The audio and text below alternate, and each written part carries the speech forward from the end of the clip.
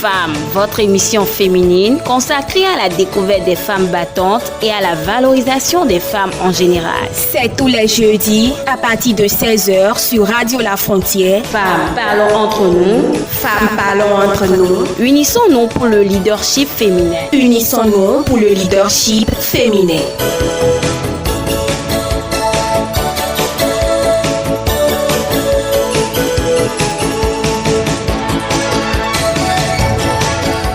Tessalanique Rondeillon est une fois encore invitée sur cette émission et aujourd'hui nous allons parler de la relation entre la vie professionnelle et la vie familiale de la femme.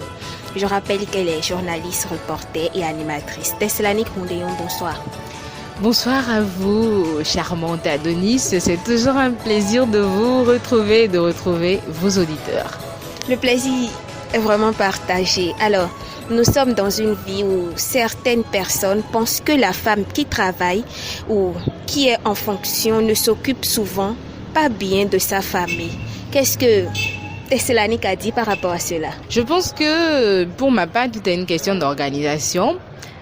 Au départ, on ne choisit pas forcément de ne pas pouvoir prendre soin ou entretenir sa famille comme il le faut quand on fait l'option d'être une femme professionnelle. Mais à un moment, il faut pouvoir choisir comment on veut se gérer soi-même. Et tout est une question d'organisation, à mon avis. Dès l'instant où vous passez du statut où vous n'avez que vous-même à gérer, donc un peu de ce que vous allez manger, comment vous voulez tenir votre maison, et vous êtes toute seule en ce moment, et vous avez une vie professionnelle également à gérer, au moment où vous passez de l'autre côté, où vous devenez une femme avec d'autres responsabilités, un homme à qui vous devez apprêter le repas, des enfants peut-être, et ainsi de suite, il faut mieux s'organiser. Je suis pas encore totalement dans ce rôle, même si à un moment je m'y essaie, du fait de me retrouver peut-être dans une posture où à la maison je dois gérer telle ou telle autre chose, et je crois qu'à tous les coups, cela a toujours été c'est pas toujours facile. Ça, je vais déjà l'avouer, c'est pas évident, c'est forcément pas évident que ce soit facile. Mais je me suis toujours retrouvée dans une posture où on m'imposait d'être organisée, de prévoir ce que je vais faire après telle autre chose. Je crois que pour moi, ça a toujours été le secret. Dès l'instant où je me retrouve avec un stylo et un papier dans mes mains, je peaufine tout ce que j'ai à faire dans une journée ou comment je vais les faire. Assurément, j'arrive à tenir dans ma journée. Donc, si on s'organisait mieux, peut-être en tant que femme, moi-même, je ne suis pas encore arrivée à relever le défi, mais toutes les fois où j'ai essayé d'être un peu plus organisée dans mes choix, dans les programmations au quotidien, j'y suis souvent arrivée. Alors, on dit aussi que la femme, celle qui travaille, est aussi confrontée à des problèmes d'harcèlement. Et c'est d'ailleurs le pourquoi certains hommes ne veulent pas que les femmes aillent travailler.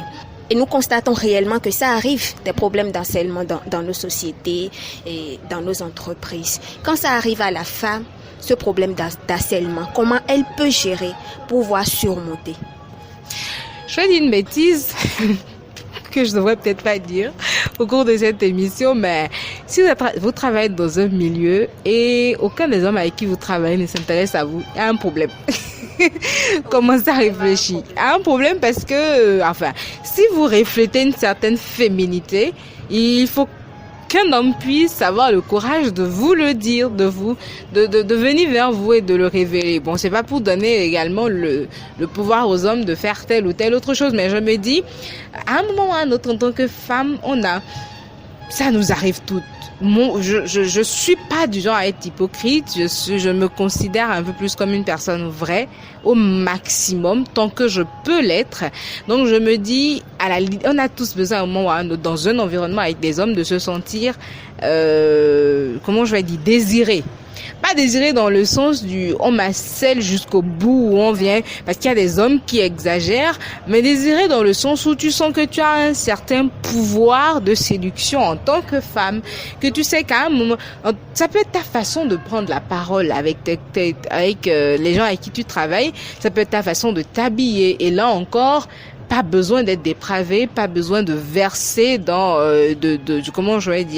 dans de la bassesse dans ton habillement, mais tu ta façon de bien t'habiller. Ça peut être parfois même c'est juste peut-être ton parfum qui séduit un homme dans ton environnement, je ne sais pas, ça dépend. Et c'est pas des choses qu'on peut refuser. Comment le gérer? C'est relatif. Ça va d'une femme à une autre. D'une femme à une autre, mais au cas où les hommes les hommes essaient d'exagérer. Ils veulent coûte que coûte ce qu'ils veulent. C'est de ce cas-là on veut parler. Comment est-ce que la femme peut-elle gérer ces situations pour ne pas perdre son boulot? Parce que c'est important. Bon, ne pas perdre son boulot. Après, je crois que s'il est opportun de laisser mon boulot parce que je veux garder ma dignité, j'hésiterai pas à le faire. Ça, je vous le dis très sincèrement. Je me retrouve parce que une femme dans un environnement où elle est harcelée au point de ne plus être en sécurité, c'est un milieu dangereux pour elle. On a souvent dit, et je trouve que c'est plutôt péjoratif, la femme est un sexe faible, c'est péjoratif à mon goût, mais c'est vite arrivé en tant que femme de vous faire violer parce que vous êtes dans un environnement où un homme veut de vous. Vous ne cédez pas. Ça monte à son niveau parce qu'au quotidien, il a quelque chose pour lui donner la raison de vous vouloir dans son lit. Vous ne lui cédez pas. Si c'est un homme violent, si c'est un homme qui n'arrive pas à gérer ses pulsions, c'est vite arrivé qu'il abuse de vous. Et dès l'instant où vous vous retrouvez dans cette posture-là, vous êtes en danger à mon avis. Et je dis, moi, Teslanik, si je me trouve dans une posture où je suis dans un environnement professionnel avec des hommes qui ne me mettent pas en confiance, je reste pas dans cet environnement professionnel-là. Et c'est l'autre raison pour laquelle, de mieux en mieux, je pense que toutes les femmes devraient aller à l'école du self-défense. Parce que si je sais me défendre, je peux encore me permettre de rester dans ce type d'environnement. Mais là encore, est-ce que tu peux te défendre si des hommes avec qui tu travailles te disent on partage un pot ensemble et qu'ils te donnent quelque chose à boire et que tu es dans les vapes? Est-ce que tu peux te défendre une fois dans les vapes? C'est un espace non sécurisé pour la femme. Et quand ça devient un espace où je ne suis pas en sécurité, moi, je me retire tout simplement. Mais on peut mieux gérer. On peut gérer dans ce sens où si par exemple ce n'est pas votre premier responsable qui est dans cette posture-là et que vous faites confiance à ce premier responsable-là au point de lui en parler et de lui exposer les faits et que vous savez que vous êtes dans une certaine posture de protection avec ce premier responsable, vous pouvez en parler pour vous libérer de ce poids-là. Mais si vous êtes définitivement pas dans un environnement où vous êtes en sécurité, on plie bagage. Alors c'est certainement pour cette raison que certains hommes pensent que leurs femmes ne doivent pas aller travailler. Là, par contre, moi je suis pas d'accord avec eux, c'est parce que mon homme, moi je lui dis tout le temps, si on sort toi et moi et qu'il y a aucun homme qui me regarde dans le style il a envie de te tuer pour me prendre, c'est que tu ne prends pas bien soin de moi. J'ai l'habitude de lui dire ça. Donc je me dis, après, un homme qui se dit, parce qu'on va faire des avances à ma femme, je sais pas, à l'extérieur, pour cette raison, moi, je vais pas la laisser aller travailler, désolé, mais c'est un peu con. C'est un peu con de laisser travailler vos femmes parce que c'est un peu de tout ça qui fait l'épanouissement de la femme. Un peu de la vie professionnelle, la vie familiale, la vie sociale et ainsi de suite, quoi. Donc, ça dit que vous avez déjà un homme dans votre vie. Est-ce que lui, il vous permet d'aller travailler? Est-ce qu'il vous soutient dans votre travail? Déjà, avec l'homme avec lequel je partage aujourd'hui ma vie, je vais le dire comme ça, on s'est rencontrés dans un espace professionnel, je vais dire. Donc il sait exactement que j'ai une vie professionnelle très dense. Et c'est l'un des tout premiers détails qui l'ont frappé. Et il accepte mon métier. Il n'accepte pas comme ça. Vous savez, on est dans un métier, et vous, et moi, et tous vos autres collègues également qui sont avec moi en ce moment, on est dans un métier qui nous expose, que nous soyons hommes ou femmes. Dans un premier contact ou dans une première émission, je crois qu'on en a parlé, ce n'est pas qu'en tant que femme, ou ce n'est pas seulement en tant que femme dans les médias qu'on est exposé, même nos hommes sont exposés justement. Et la crainte avec mon homme existe dans l'esprit de tu es exposé. Et je me rappelle encore, une fois on est allé manger, je crois bien on est allé manger, oui, bon sinon on est sorti et on s'est tenu la main. c'est un réflexe de toutes les fois de se tenir la main. Mais ce jour-là, je venais à peine de commencer mon émission à la télé et il nous arrivait souvent de sortir, d'aller manger ou d'aller juste faire des achats et des gens nous voyaient, me reconnaissaient. Donc ce jour-là, il m'a gardé la main et après, très rapidement, il laisse ma main ou c'était une étreinte, je ne sais plus trop. Et très rapidement, il s'est dégagé. Et mon truc, c'était qui a-t-il? Et il m'a dit, aujourd'hui, tu n'es plus une personne privée, tu deviens une personne publique et du coup, je ne peux plus me comporter de façon pas légère, mais je peux plus me comporter n'importe comment avec toi dans un espace public. Et cela inhibe un peu votre vie privée, je vais dire. Le fait d'être un peu plus exposé inhibe votre vie privée. Et en tant qu'homme, j'aurais été à sa place que j'aurais eu les mêmes craintes. Et c'est une question qui est toujours en débat entre nous où on se dit, enfin, comment on fait pour que notre vie privée reste une vie privée sans que le fait pour moi d'être un peu plus exposé chaque jour étant dans le monde des médias n'impacte négativement cela. Parce que ça peut l'impacter positivement, on en prend bonne partie, mais ça peut également l'impacter négativement. L'autre chose, c'est que vous avez demandé s'il me soutient. Oui. Et moi, ça m'arrive pas souvent de le dire, mais je pense que toutes les femmes méritent d'avoir dans leur vie un homme qui les soutient. Je continue mes études et je crois que c'est, à part mon maître de mémoire qui me rappelle souvent, je n'ai pas encore avancé sur tel point. C'est la seule personne qui me dit souvent, attends, ton mémoire, ça fait combien de semaines que tu l'as pas ouvert pour rédiger une phrase au moins par jour? N'oublie pas, teste de prendre 2 heures pour travailler sur ton mémoire. C'est la personne qui suit par moment mes émissions et qui me dit, à tel endroit, tu dois pas dire cette chose à la télé, quoi. Tu dois pas dire ça comme ça et ainsi de suite. C'est la personne qui me suit un peu à la lettre dans les folies que j'ai envie de faire parce que c'est un peu comme ça que je les désigne. Quand je lui dis par exemple, écoute, moi j'ai envie d'aller apprendre la coiffure en plus du journalisme que je fais aujourd'hui. Ça c'est un truc que je lui ai sorti et ça il m'a dit mais c'est une très belle idée. Mais qu'est-ce que tu veux apporter de plus si tu deviens une journaliste coiffeuse? J'ai dit, je crois que je vais un peu plus porter les cheveux courts pour les femmes parce que j'ai des cheveux courts, je me sens jolie. Et je crois qu'il y a beaucoup de femmes qui ne se trouvent pas jolies avec les cheveux courts, mais on peut changer cette tendance. Il m'a dit, oui, si c'est comme ça, on va écrire le projet et on va y travailler ensemble. Donc, oui, il me soutient. Mais oui, également, ça lui fait un peu peur d'être avec une femme qui, au jour le jour, est exposée. Je me considère pas comme une personnalité publique, mais c'est un peu le cas. C'est normal qu'il ait peur de tout cela.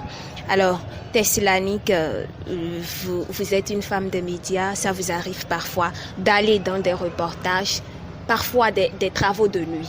Est-ce que même les travaux de nuit les acceptent? Oui. Il devrait vous accompagner, ou bien ça n'arrive pas?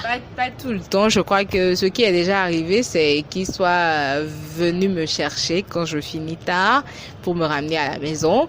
Mais attendez, chacun a son boulot. Moi, je travaille pour amener de l'argent. Il va travailler aussi pour amener de l'argent. Si il m'accompagne sur mon lieu de travail, l'argent de son côté qui va le ramener. Ça, c'est la jalousie. Non, c'est pas le cas. Je crois que la question de la jalousie, moi, je l'appelle un peu l'indicateur objectivement vérifiable de l'amour, la jalousie liée au V de l'amour, mais c'est pas pour autant qu'on a confiance l'un en l'autre, donc c'est un peu plus facile à gérer. Le plus important, c'est qu'il y ait la confiance. S'il y a la confiance, tout peut se passer en fait. Donc, nous tendons vers la fin de cette émission et nous voudrions demander à Tessalonique de dire un mot pour les femmes qui sont professionnelles et qui sont exposées à ces genres de problèmes, des femmes qui sont professionnelles mais que leurs hommes n'acceptent pas qu'elles travaillent. Vous me mettez dans une posture assez délicate parce que moi je suis encore très jeune, je suis même pas encore dans une vie de couple complètement établie. La preuve, je suis encore avec mes parents.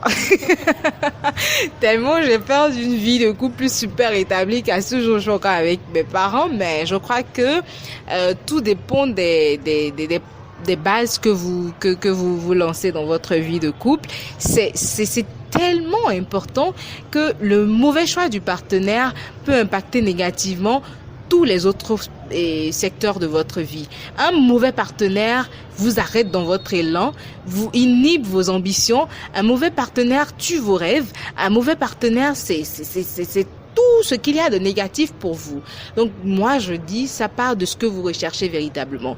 Tu ne peux pas vouloir être une femme qui veut projeter une certaine image dans la société, qui veut porter un certain message dans la société et te mettre avec un homme qui ne voit pas aussi grand que toi. Si la personne, ou pareil pour les hommes, tu peux pas être un homme qui veut être un homme d'impact si tu ne te mets pas avec une femme qui a d'aussi grandes ambitions que toi ou qui n'a pas forcément ces ambitions mais qui peut à la longue développer ce genre de choses. Alors le choix, ça part des critères que vous définissez vous-même rejoignez tout simplement la team des sapiosexuels, mettez-vous avec des gens intelligents, cérébraux, choisissez quelqu'un de cérébral et je sais pas, ça va un peu tout seul quand ces petits détails-là sont surtout avec votre partenaire. Autant pour les hommes que pour les femmes, je pense, ça part des bases. Qu'est-ce que vous êtes dit quand vous êtes mis ensemble?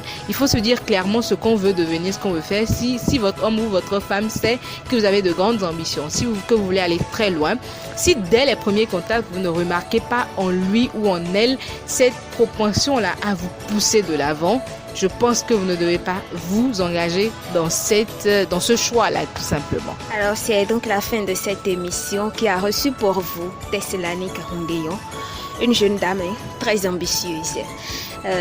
Merci de nous avoir suivis. Devant ce micro, je suis Adonis Rounon. C'est une émission réalisée par Jean-Paul Nicolo.